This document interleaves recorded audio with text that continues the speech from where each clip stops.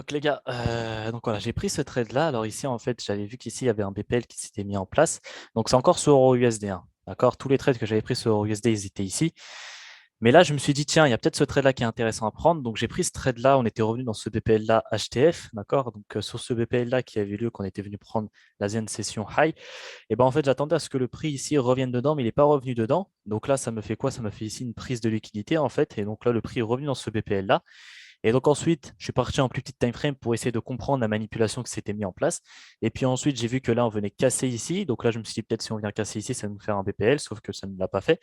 Donc, j'ai essayé d'analyser ce qui s'était passé ici, cette petite manipulation qui s'était passée ici, et j'ai vu un nouveau BPL ici en prenant la liquidité ici, ici. Je me suis placé ici sur le PY qu'il y avait ici avec un peu de d'imbalance qu'il y avait ici et d'FTL. Et ensuite, j'ai pris directement position ici en mettant un stop loss juste à ce niveau-là au-dessus. Et puis voilà. Du coup, là, notre BE, moi, je me placerai à BE ici. Tac.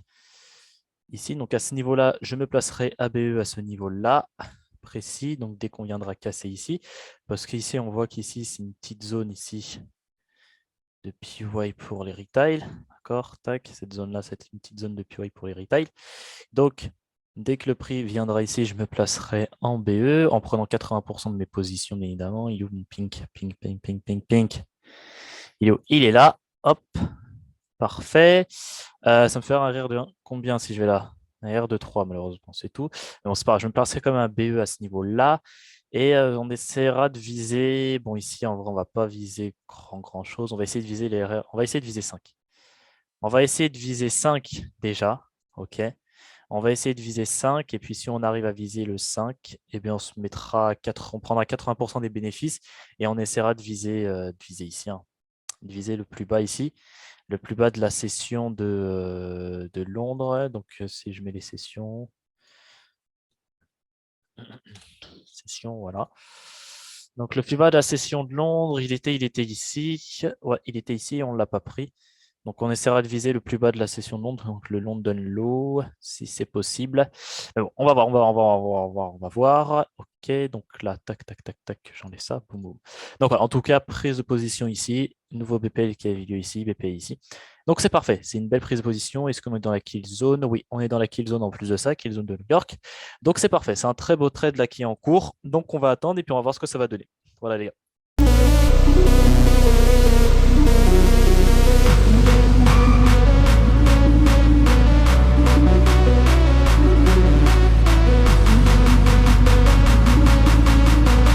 Bon, là, je dois aller à la salle de sport. Du coup, ce qu'on va faire, c'est que moi, de toute façon, je vais surveiller le trade sur mon téléphone.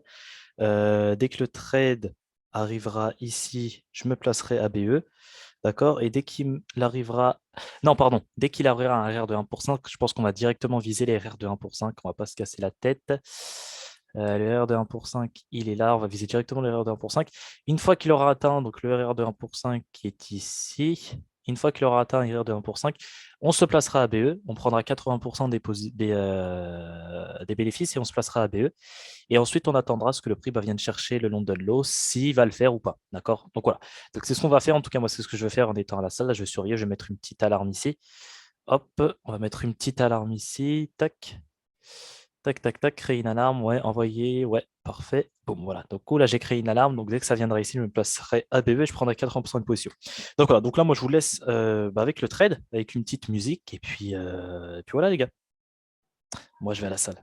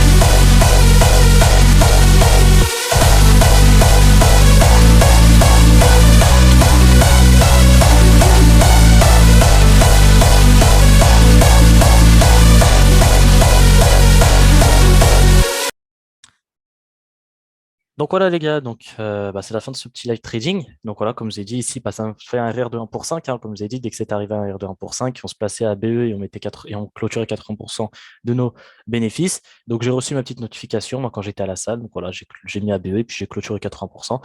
Malheureusement, après c'est venu d'OBE, mais bon, c'est pas grave, on a déjà pris 80% des bénéfices. Donc on a pris un RR de 1 pour 5, c'est pas mal. Ici, en fait, j'avais record ces deux positions-là, j'avais fait en fait un zoom pour les enregistrer, etc. en live, sauf qu'en fait, comme un con, j'ai oublié d'enregistrer. Donc, bah, voilà, malheureusement. Mais bon, ici, j'ai pris ce trade-là qui m'a fait un erreur de 1 pour 8 et ce trade-là qui m'a fait un erreur de 1 pour 7. Donc voilà, pareil, hein.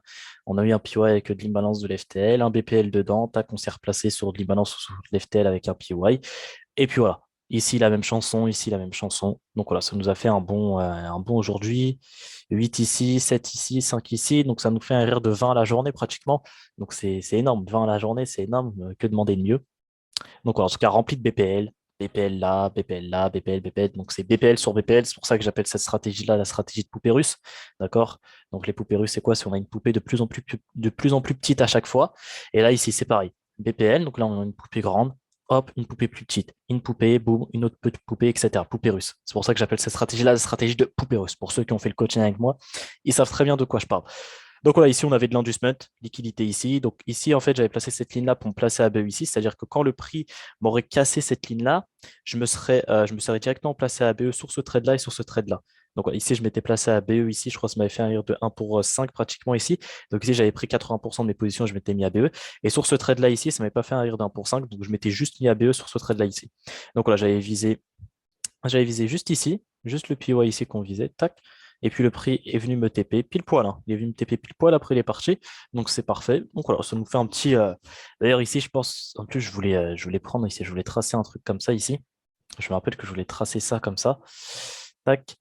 Mais bon. De toute façon, ici, on a eu un BPL ici qui était intéressant. On a eu ce BPL là ici. Le prix il est revenu avec l'inducement ici dans l'imbalance.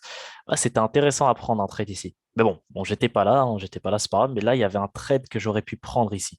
Ah, bon, c'est pas grave. Ça, c'est le passé. Nous, on est dans le présent. Il faut se réaliser sur le présent. Donc là, les gars, en tout cas, c'était tout pour ce petit live. J'espère que ça vous aura plu. Et puis, si vous avez des questions, quoi que ce soit, posez-moi en commentaire.